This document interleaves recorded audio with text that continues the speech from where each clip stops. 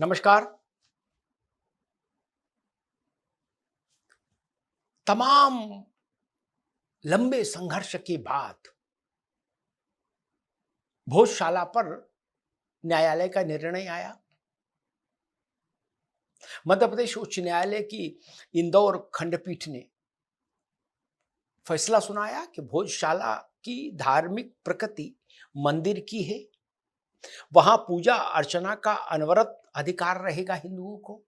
वहां नमाज नहीं पढ़ी जाएगी और अगर मुस्लिम पक्ष को मस्जिद बनानी है तो अयोध्या की तर्ज पर वो शासन से उसके लिए आवेदन दें और शासन उनको भोजशाला परिसर से दूर कहीं जमीन आवंटित कर सकता है। उच्च न्यायालय के इस निर्णय ने दुनिया भर में हिंदुओं के मन में एक उत्साह, उल्लास और संतोष का भाव पैदा किया। न्याय के प्रति उनकी धारणा और परिपुष्ट हुई, संपुष्ट हुई हिंदुओं की। अयोध्या के बाद ये सबसे बड़ा फैसला है भोजशाला का। आज भोजशाला में वाग देवी के मंदिर के समक्ष व्यापक पूजन अर्चन की व्यवस्था आरंभ हुई है। आज से भारतीय पुरातत्व सर्वेक्षण विभाग ने उसके लिए आदेश जारी कर दिए थे 2 दिन पूर्व ही। निर्णय आते ही नमाज पर पूर्णतः प्रतिबंध हो गया। इतना सब कुछ घट जाने के बाद भी इस देश के तमाम राजनीतिक दल ऐसे हैं जिन्होंने इस निर्णय पर संतोष व्यक्त करने या प्रसन्नता व्यक्त करने का साहस नहीं किया। कांग्रेस, उसके सहयोगी दल इंडिया अलायंस के, वो सब मौन हो गए इस निर्णय पर। अदालत के इस फैसले पर सब सन्नाटे में चले गए। क्यों? देश छोड़िए, मध्य प्रदेश जहां ये भोजशाला स्थित है, उस मध्य प्रदेश में भी कांग्रेस पार्टी ने मौन साध लिया। क्या इस देश की बहुसंख्यक आबादी की प्रसन्नता से जुड़े निर्णय पर, उसकी सांस्कृतिक विजय पर, इस देश के वोट से सरकार बनाने के लिए लालायित दलों को कोई टिप्पणी नहीं करनी चाहिए? क्या लोकतंत्र का अर्थ यह है कि बहुसंख्यक समाज की जय को, उसके उल्लास को, उसके उत्साह को, उसके संतोष को राजनीतिक दलों का समर्थन नहीं मिल सकता? ये जो भाव है ना, ये भाव ही भारत को विभाजित करने वाला भाव हो जाता है। इससे बचना जरूरी है। आजादी से लेकर आज तक भारत इसी समस्या से ग्रस्त रहा है, इसी समस्या से ग्रस्त रहा है। आप सोचिए, क्या पहाड़ टूट पड़ता अगर कांग्रेस इस पर कह देती कि भाई हम भी स्वागत करते हैं इस निर्णय का। भारतीय जनता पार्टी ने ऐसा किया, राष्ट्रीय स्वयंसेवक संघ ने किया और तमाम सामाजिक संगठनों ने किया, जनता ने किया। लेकिन कांग्रेस नहीं बोलेगी, समाजवादी पार्टी नहीं बोलेगी, तृणमूल कांग्रेस नहीं बोलेगी, आरजेडी नहीं बोलेगी, उमर अब्दुल्ला नहीं बोलेंगे, फारूक अब्दुल्ला नहीं बोलेंगे, स्टालिन नहीं बोलेंगे। क्यों नहीं बोलना चाहते आप? हेमंत सोरेन नहीं बोलेंगे। आप क्यों नहीं बोलना चाहते? इसका कारण पूरे देश को पता है। आपके मन में ये भय बैठा है कि अगर हम इस निर्णय के पक्ष में कोई टिप्पणी कर देंगे तो हमारा मुस्लिम वोट हमसे नाराज हो जाएगा, उसको बुरा लग जाएगा, वो बुरा मान जाएगा और वो खफा हो जाएगा तो हमारी राजनीतिक संभावनाओं पर तुषारपात हो जाएगा, पाला मार जाएगी हमारी राजनीतिक फसल को। इतने भय के साथ राजनीति होगी इस देश में। इस तुष्टीकरण के इतने विकट किस्म के प्रपंचों के बीच में राजनीति करना चाहते हैं इस देश में? अरे ये हम मान सकते हैं कि जब तक निर्णय नहीं आया था तब तक कांग्रेस पार्टी भोजशाला में हिंदुओं के पक्ष में नहीं खड़ी हो सकती थी, चलो मान लिया, डरती है या उसका मन नहीं है, ठीक।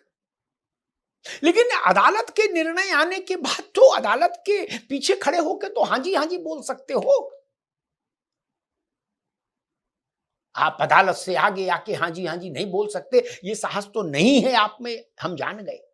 लेकिन अदालत के निर्णय आने के बाद भी अदालत के निर्णय के पीछे खड़े होकर भी आप जो अदालत ने कहा वही दोहराने की स्थिति में नहीं हो, तब क्या होगा?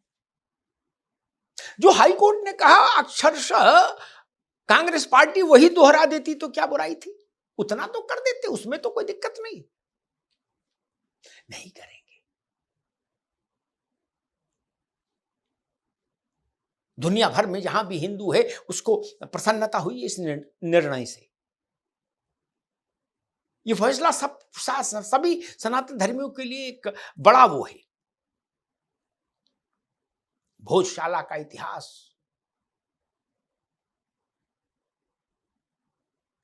रक्त कुंड को समेटे है अपने भीतर, रक्त कुंड को। ये स्थान वाग देवी का स्थान था, है और रहेगा। ज्ञान की अधिष्ठात्री देवी का ये पुण्य क्षेत्र है, पुण्य क्षेत्र। और इसको अपवित्र करने का पाप और दुस्साहस खिलजी ने किया था। 1200 वेद पाठी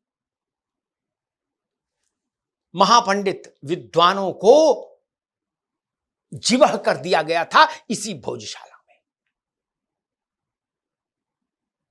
खिलजी के द्वारा। ये भोजशाला की मिट्टी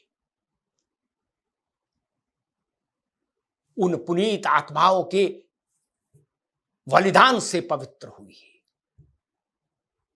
उनके रक्त से धोई गई है ये मिट्टी। रक्त से धुलकर पुछकर ये मिट्टी पवित्र हुई है। इसलिए ये बड़ा अवसर है, इसलिए हिंदुओं में उत्सव जैसा वातावरण है, वैसा उत्साह है, उत्साह है कि कुछ राजनीतिक दलों की छाती पर सांप लौट रहा है। सांप कह भी नहीं पा रहे और सह भी नहीं पा रहे, उनसे ये उत्साह देखा भी नहीं जा रहा। इसकी खिलाफत करें तो नुकसान हो जाए और पक्षधरता करें तो जो ओरिजिनल उनका अपना वोट है वो जाए। ऐसी बुरी स्थिति में फंस गए, दो पार्टों के बीच खड़े हैं। लेकिन एक बात देश के सामने साफ हो गई कि इस देश में ऐसे कई राजनीतिक दल हैं जो देश के मन के साथ नहीं चलना चाहते, देश की आकांक्षा के साथ नहीं चलना चाहते, देश की इच्छा के साथ नहीं चलना चाहते, देश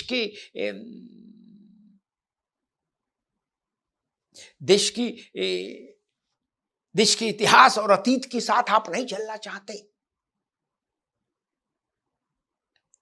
देश को दिए गए घावों पर आप टिप्पणी करने से डरते हैं, और देश ने जब उन घावों का प्रतिकार किया उस शौर्य कथा पर भी, शौर्य गाथाओं पर भी आप टिप्पणी करने से डरते हो। ये सच है, ये भारत का राजनीतिक सच है। इसको जितनी जल्दी हो स्वीकार कर लेना चाहिए। अयोध्या के बाद भोजशाला सबसे बड़ा निर्णय है इस देश का। आजादी के बाद सांस्कृतिक चेतना और सांस्कृतिक पुनरुद्धार के लिए जो दो सबसे बड़े निर्णय हैं उनमें एक अयोध्या है और एक निर्णय है भोजशाला का, जो अदालतों से आए। अयोध्या का सुप्रीम कोर्ट का निर्णय और भोजशाला का मध्य प्रदेश उच्च न्यायालय का निर्णय। इन दोनों अदालती आदेशों ने भारत की छाती पर लगे घावों पर मरहम का काम किया है, मरहम का काम किया है। इसलिए मैं कहता हूं दोनों बड़ी घटनाएं हैं भारत के इतिहास की, और देश के इतिहास की इतनी बड़ी घटना घट जाए और देश में राजनीति करने वाले दल मौन रहें, तो उन दलों के बारे में आप सोचिए, समझिए और अपनी राय कायम करिए। धन्यवाद।